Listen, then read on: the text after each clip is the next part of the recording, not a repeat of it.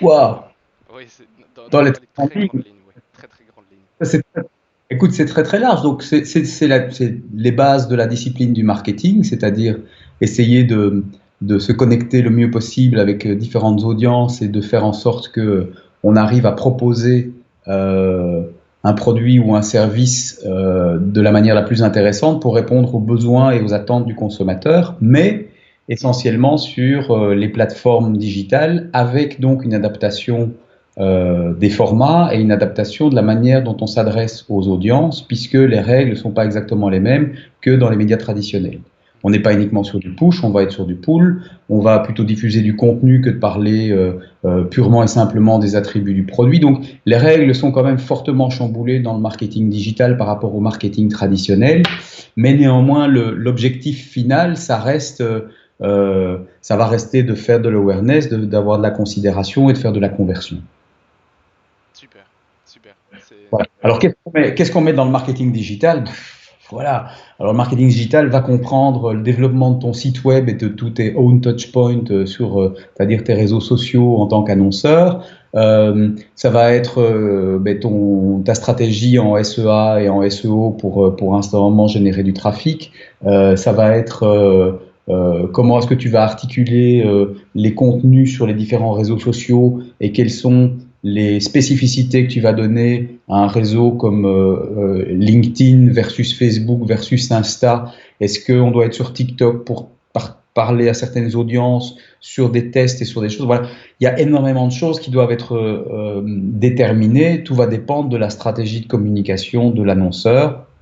Et de nouveau, je pense que ce qui est important, c'est de bien balancer entre les besoins en notoriété et en visibilité et les besoins en conversion. Et la conversion est évidemment très très importante puisque le marketing digital nous pousse à réfléchir, à faire du funnel thinking et à vraiment pousser et adapter les messages par rapport à ce funnel marketing.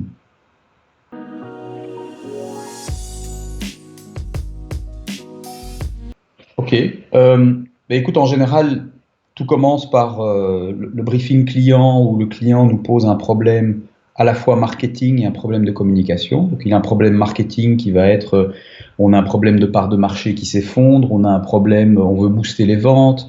Donc ça, c'est en général très très lié aux ventes et du produit ou du service. Et puis tu as en général un problème de communication qui va être un problème soit de perception de l'audience, soit voilà, on doit rajeunir notre marque, il y a un concurrent qui est arrivé et on a l'air un peu dépassé. Donc voilà, ça c'est le briefing client va dresser un petit peu l'état des lieux des performances de la marque et des performances de vente de son produit ou de ses services et va nous donner un objectif à atteindre qui sera soit sur du court terme, soit sur du long terme pour essayer de changer les choses. Alors là, le processus, j'ai envie de dire créatif commence.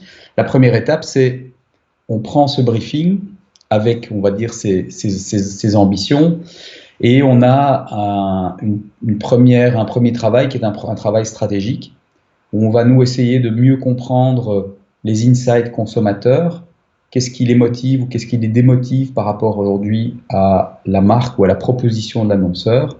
Et quelles sont les tendances du marché? Est-ce qu'il y a une évolution? Est-ce qu'il y a des nouveaux venus? Mais est-ce qu'il y a de nouvelles tendances qui font que peut-être le mode de consommation, peut-être le mode d'achat va évoluer? Et donc, on va essayer en fait de nourrir le briefing initial. Le briefing initial pose le problème. On va contextualiser le problème, mettre ça donc dans un environnement plutôt sur les tendances sociétales. Et on va ensuite essayer de définir la meilleure approche pour pouvoir solutionner le problème que l'annonceur nous aura formulé.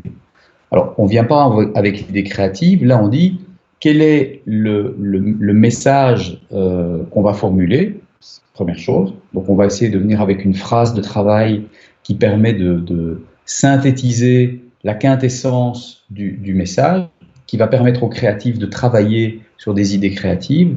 Et la deuxième partie du travail stratégique, c'est de dire comment est-ce qu'on va réellement approcher nos cibles.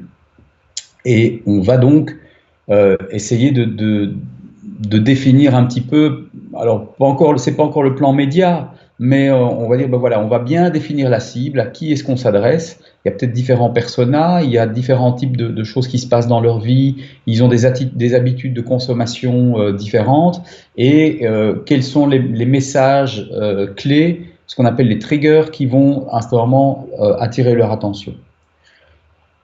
Une fois que ça c'est fait, donc cette présentation stratégique, cette réflexion stratégique est faite, il y a deux options. Avec certains annonceurs, ils aiment bien, et de plus en plus d'ailleurs, les annonceurs aiment bien participer, donc avoir une session de co-création. C'est-à-dire qu'on ne va pas faire d'abord travailler la créa sur un concept et un plan d'action. On va d'abord partager cette réflexion créative avec différentes pistes possibles et on va faire un peu une session de ping-pong avec le client, la créa, la stratégie, et où on va dire, on va déterminer, on va affiner les approches. Il y a peut-être le client va dire, non, cette manière de parler par rapport à la cible ou cette proposition que vous faites, on ne la sent pas, mais par contre, ça, ce que vous dites là, ça c'est vraiment intéressant et il faut pousser plus loin.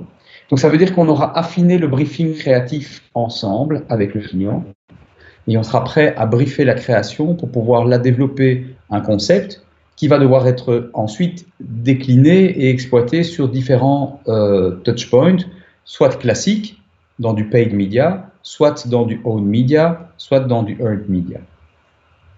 Et puis, il y a, une fois que le concept est là, il y a aussi les experts en médias, l'expert en réseaux sociaux qui va venir avec sa recommandation de comment est-ce qu'on va pousser les posts, à quelle fréquence, etc. On va avoir les spécialistes médias traditionnels qui vont nous dire est-ce qu'on doit faire de la radio, de la télé, de l'affichage en fonction du budget, des audiences, à quelle fréquence, etc. Et donc on va affiner ça et présenter ça de manière, je dirais, cohérente aux clients pour avoir une approbation sur la manière, donc sur le concept, la manière d'approcher les audiences.